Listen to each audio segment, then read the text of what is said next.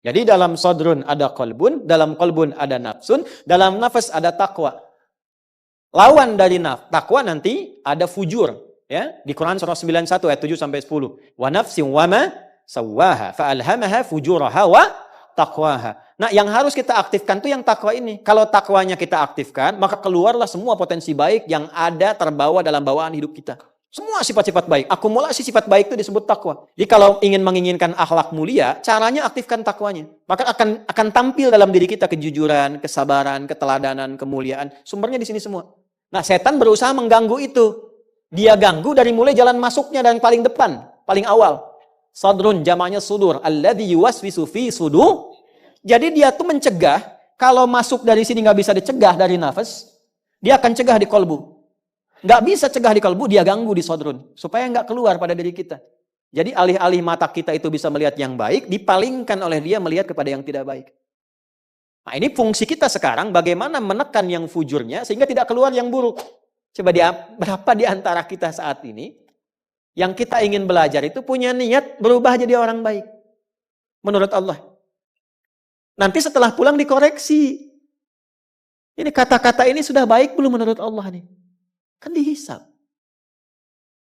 Ke anak-anak itu kata-katanya baik gak? Ya. Ke pasangan. Ke kerabat dan sebagainya. Kan dihisab.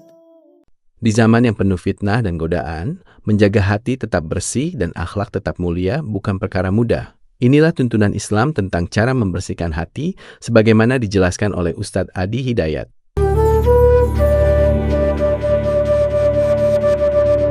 Sekarang ini yang uniknya ini bukan ilmu otak-atik ya.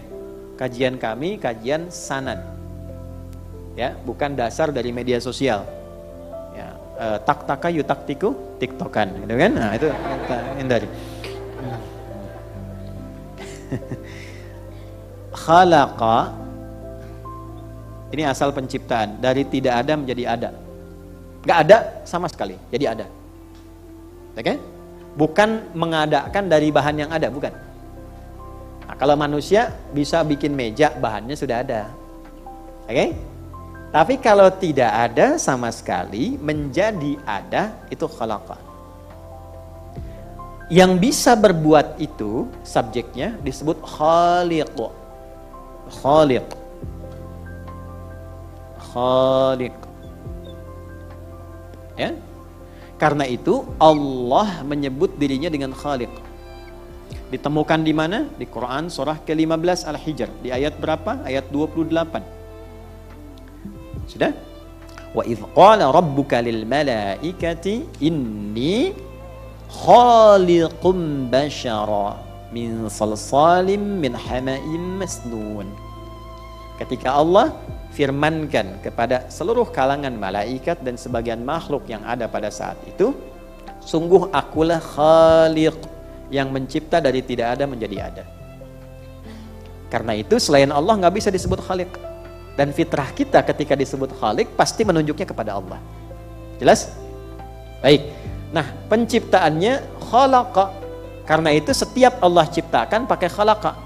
Khalaqas samawati wal ard, khalaqal mauta wal haya. Walladzi khalaqal mauta wal hayata liyabluwakum ayyukum ahsanu amala. Inna fi khalqis samawati wal wa ikhtilafil laili wan nahari la ayatin liulil iqra bismi rabbikal ladzi khalaqal. Oke. Yang tercipta disebut makhluk. Oke? Makhluk. Perhatikan baik-baik. Khaliq, khalaqa mencipta, yang tercipta makhluk. Makhluk ini membawa sifat bawaan yang mulia tertanam pada dirinya. Disebut khuluq namanya. Khuluqun. Jama' dari ini akhlak. Ini karakter utamanya akhlak. Ini tertanam dalam inti hidup namanya takwa. Nih, ini agak dalam ya. Tolong hati-hati berjuang melawan setan membawa kantuk. Ya. Inti akhlak ada di takwa. Saya ulangi, inti akhlak ada di mana? Takwa. Nanti ini ada dalam nafas. Biar sekalian bingung. Nafas ada di dalam kolbu. Qalbu ada di dalam sodrun, jamaknya sudurun. Jadi dalam sodrun ada qalbun, dalam qalbun ada nafsun, dalam nafas ada takwa. Lawan dari takwa nanti ada fujur. Ya, di Quran surah 91 ayat 7 sampai 10. Wa nafsin wa ma sawwaha fa alhamaha fujuraha wa taqwaha. Nah, yang harus kita aktifkan tuh yang takwa ini. Kalau takwanya kita aktifkan, maka keluarlah semua potensi baik yang ada terbawa dalam bawaan hidup kita. Semua sifat-sifat baik, akumulasi sifat baik itu disebut takwa. Jadi kalau ingin menginginkan akhlak mulia, caranya aktifkan takwanya. Maka akan tampil dalam diri kita kejujuran, kesabaran, keteladanan, kemuliaan. Sumbernya di sini semua. Nah, setan berusaha mengganggu itu. Dia ganggu dari mulai jalan masuknya dan paling depan, paling awal. Sadrun, jamaknya sudur. Alladzi yuwaswisu fi sudur. Jadi dia tuh mencegah, kalau masuk dari sini nggak bisa dicegah dari nafas, dia akan cegah di kolbu.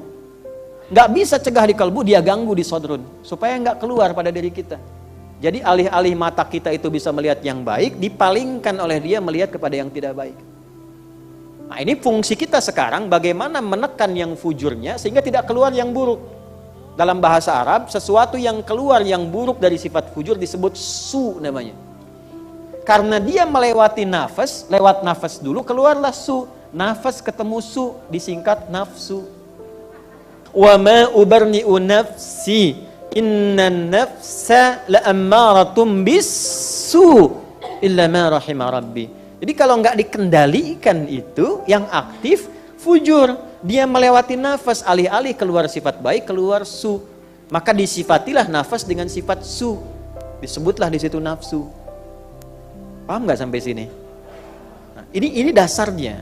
Jadi kalau kita sampai ke akar ketemunya seperti itu. Nah, tugas kita sekarang adalah membangkitkan takwa. Kalau takwa bagus, keluarnya ini akhlak. Itulah sebabnya kenapa setiap ibadah itu muaranya selalu takwa.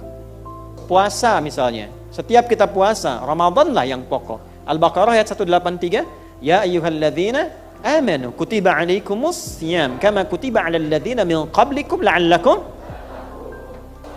Terus, salat itu kan untuk meningkatkan takwa. Dzalikal kitabu la hudal lil muttaqin, itu orang takwa. Siapa orang itu? Alladzina yu'minuna bil ghaibi wa yuqimunas. Itu yang umrah, yang haji. Intinya ke sini. Tahu dari mana? Al-Baqarah 197. Al-hajju ashhurum ma'lumat. Faman farada fihinna al-hajja fala rafatha wala fusuqa wala jidala fil hajj. Wa ma taf'alu min khairin ya'lamuhu Allah wa tazawwadu fa inna khaira zadit taqwa. Yang tidak haji kan kurban di sini kan?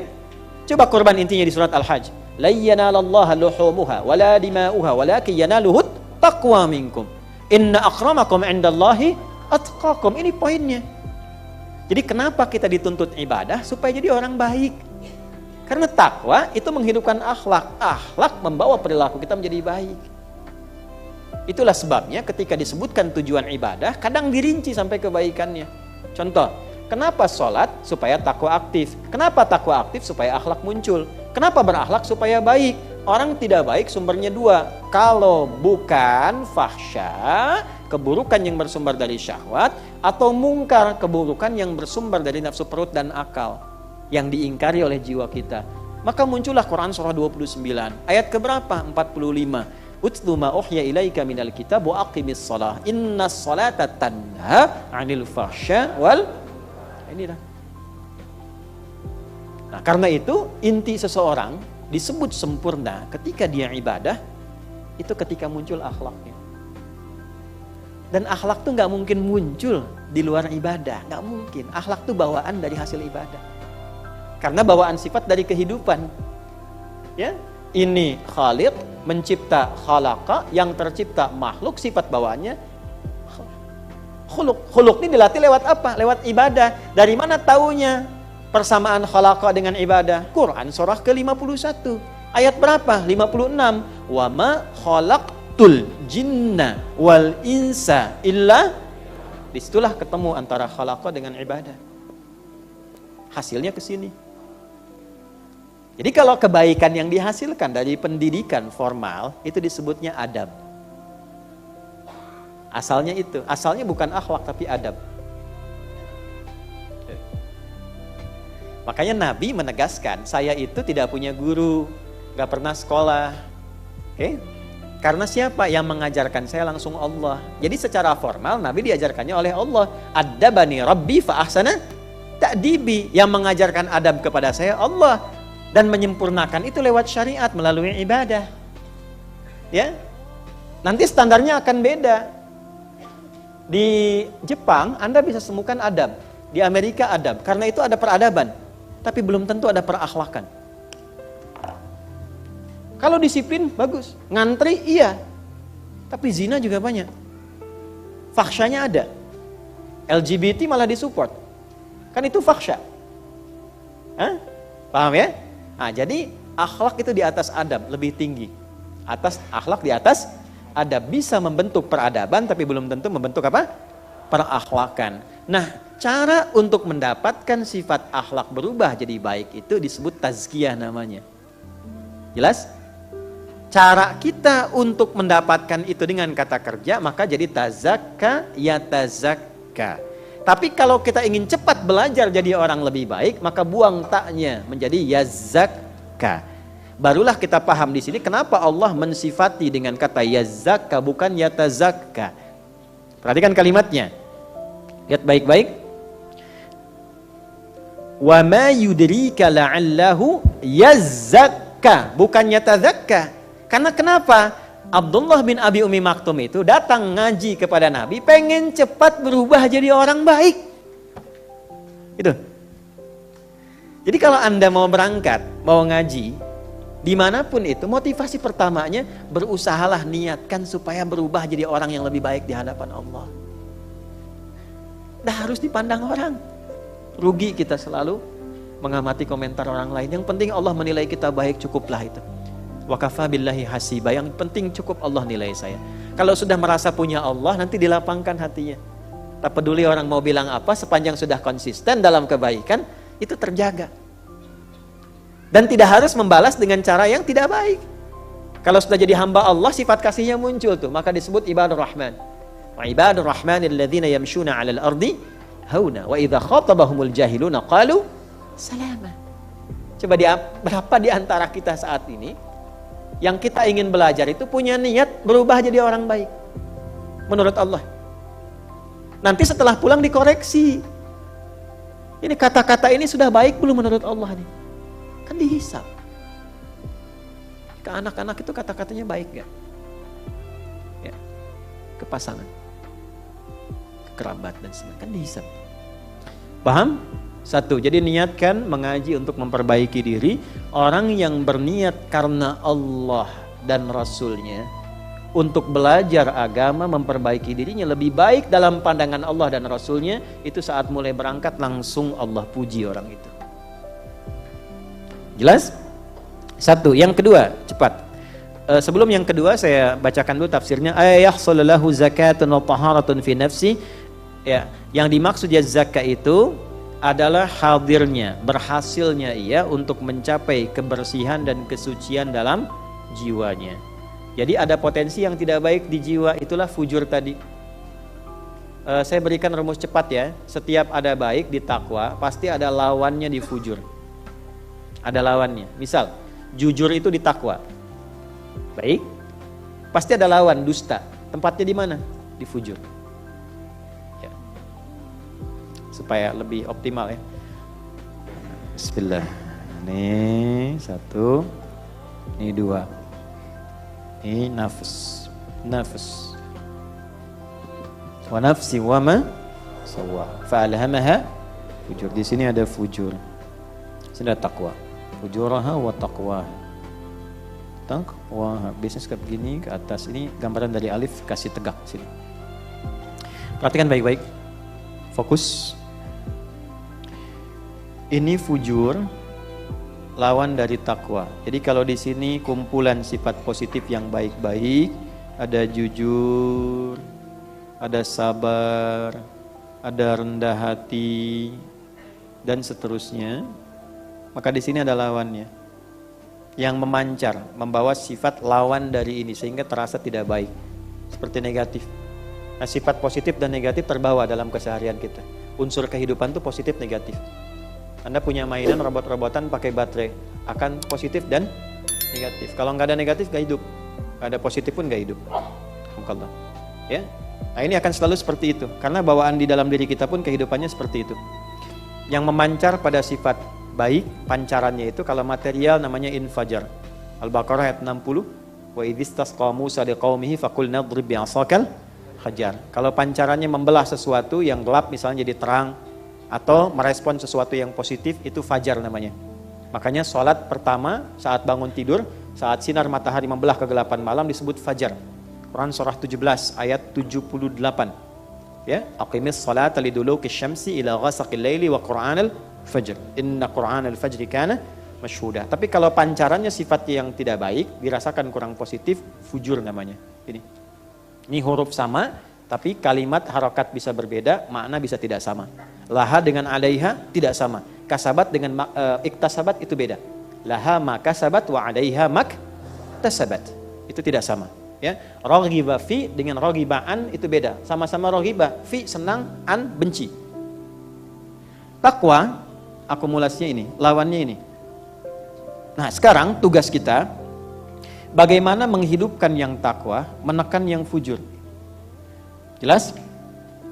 Ini ada supporter yang mensupport kita supaya ini bisa muncul ke permukaan. Namanya malaikat. Karena itu, setiap ada amalan yang mensupport takwanya supaya muncul, seperti sholat, takwa supaya hidup, puasa, takwa supaya naik, itu pasti malaikat ikut support.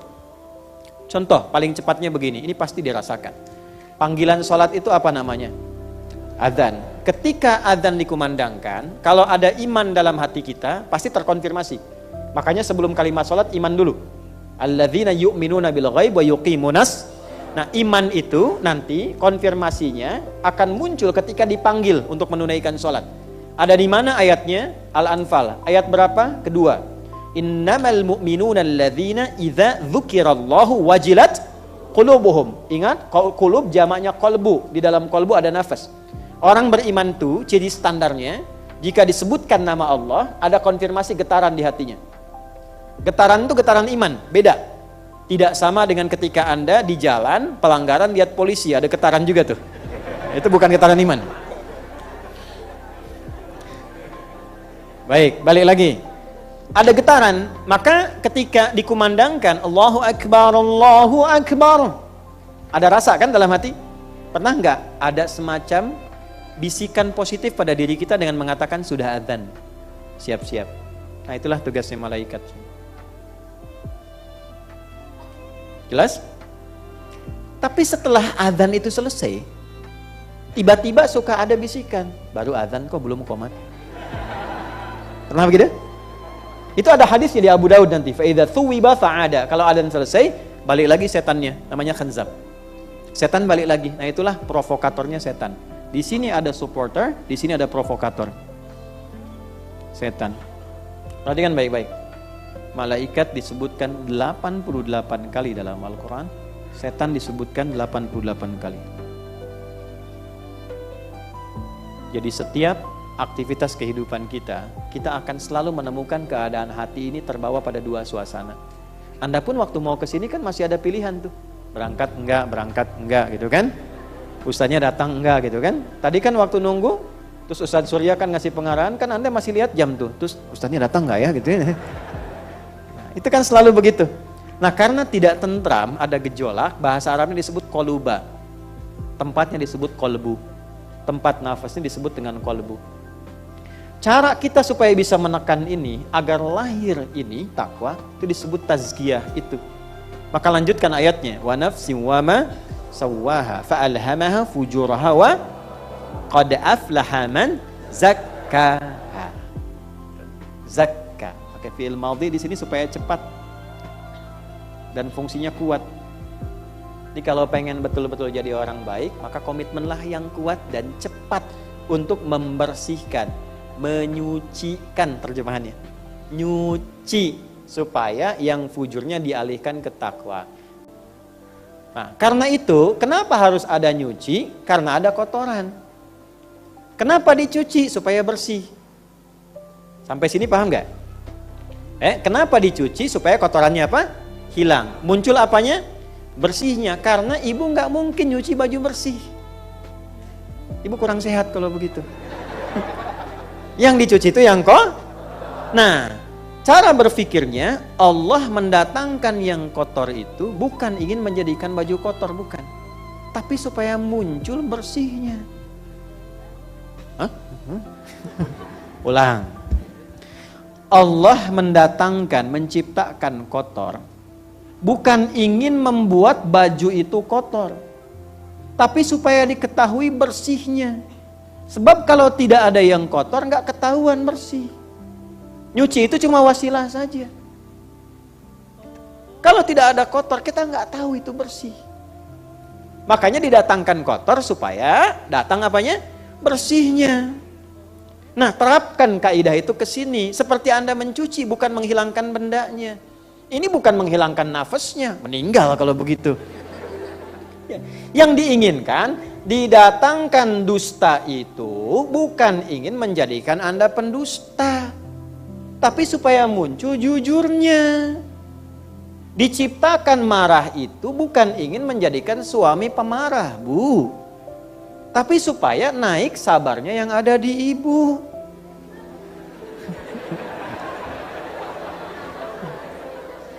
Kita belum belajar hikmah nih. Belum belajar, karena kan rumah tangga itu selalu naik kelas. Ya, ibu mau naik apa turun? Nah, kalau mau naik pasti tantangannya pun lebih besar. Kalau kesabarannya kecil, rumah tangga rusak, Bu. Karena Allah nggak mungkin ngirimkan ujian besar pada sesuatu yang kecil. Kalau Anda doanya pengen besar, ujiannya pasti besar. Caranya bagaimana? Kirimkan masalah-masalah supaya kesabarannya naik, sehingga ketika mengatasi masalah yang lebih besar, sabarnya sudah mulai bisa mengatasi ini. Itu maksudnya. Halo? Ya. Jadi kalau Allah titipkan marah pada suami, bukan ingin menjadikan suami pemarah, bukan. Boleh jadi di depan itu ada persoalan lain yang melatih kesabaran supaya lebih kuat. Tuh. Jadi berbahagialah kalau suami sedang marah. Sedang suami marah. Kan? Lihat. Oh, Allah titipkan marah pada suami supaya saya sabar. Kan? Tenang aja. Insya Allah lebih tenang. Ntar juga lama-lama suami bingung sendiri. Tuh. Jadi gampangnya gini, cari lawannya. Cemberut apa lawannya? Nah, balik gantian kita ya. Istri cemberut, suami, gitu. Pulang kantor, istri cemberut. Mama, apa kabar? Yuk. Kasih gelang 2 kilo. Wah, itu selesai masalah insya Allah. Ya teorinya begitu. Ya, prakteknya kan gak semudah itu. Ustadz juga sama saja. Makanya jarang ada ustadz ceramah begini bawa istri itu jarang. Ini live ya? Dan gitu ya. Nah itulah tazakka itu. Nah, kenapa pakai ya zakah untuk memotivasi kita cepat? Walaupun pada dasarnya kita selalu mengalami tahapan-tahapan. Gak ada yang langsung sempurna. Dan kalau sedang belajar jadi orang baik, gak usah pedulikan pada berbagai macam komentar yang dialamatkan pada kita. Ini saya kasih rumus supaya enak ya. Gini, hidup itu gak akan lepas dari cacian. Ingat baik-baik itu. Kata Imam Syafi'i, semua orang hidup pasti mengalami Allah pun dicaci, malaikat dicaci, nabi dicaci, ya, sahabat dicaci, tabi'in dicaci, ulama dicaci. Antum Tuhan bukan, nabi bukan, malaikat bukan, sahabat bukan, tabi'in bukan, ulama belum nyampe. Terus nggak pengen dicaci, nah, kurang sehat. Ya, nah cacian itu ada 2, dari orang baik atau dari orang buruk, dari yang soleh atau yang salah. Kalau yang mencaci itu orang baik, maka Allah sedang menitipkan kebaikan pada orang itu supaya dia kembali berarah pada nilai-nilai kemuliaan. Ulama nih misalnya, Ya, cacian ulama itu bukan kata-kata kasar. Biasanya nggak keluar dalam bentuk yang kasar. Dengan yang baik, yang lembut, kecuali pada kondisi tertentu dia tegas, tapi tetap tidak kotor keluar kata-katanya. Karena beda antara kotor dengan tegas itu lain. Nah, kalau ada ulama mengingatkan, sekalipun tegas misalnya, itu artinya dititipkan oleh Allah supaya kita kembali jadi baik. Ya. Dulu Anda nongtong-nongtong misalnya, di tempat yang kurang baik, terus tiba-tiba ke masjid. Teman Anda bilang, soleh, kan? Padahal nama Anda Kevin misalnya kan? Nah, itu bukan celaan sebetulnya. Allah titipkan pada lisan orang itu yang menetapkan bahwa sekarang Anda sudah baik. Buktinya yang kurang baik pun tetap menyebut Anda baik. Jadi nggak usah marah. Kalau ditemukan pada diri kita, kita koreksi. Kalau tidak ditemukan, abaikan aja. Selesai. Jangan mencela yang sudah tercela. Dan gak usah langsung bikin status. Alhamdulillah ditetapkan jadi baik. Memang Allah Maha Adil. Nah, kurang kerjaan. Ya. Tidak aman. Apa saya juga aman dari itu? Tidak. Coba lihat di media sosial tuh. Yang mencela ada. Ya, yang ini ada. Tapi kan untuk apa gitu? Abaikan saja. Ya, kalau merasa ya perbaiki. Tidak merasa ya tidak usah. Saya dilaporkan Ustadz. Itu si fulan mencela. Padahal dia juga dulu dengan Ustadz begini. Alhamdulillah saya terhormat. Terhormat. Nasabnya ke Imam Syafi'i kan? Imam Syafi'i pernah dihujat oleh seseorang, muridnya mengadu. Imam Syafi'i, orang itu depan Anda senyum-senyum, di belakang itu menghujat.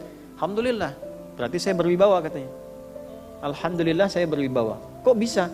Karena dia masih menghormati saya di hadapan saya. Dan hanya bisa membicarakan itu di belakang saya. Berarti saya berwibawa.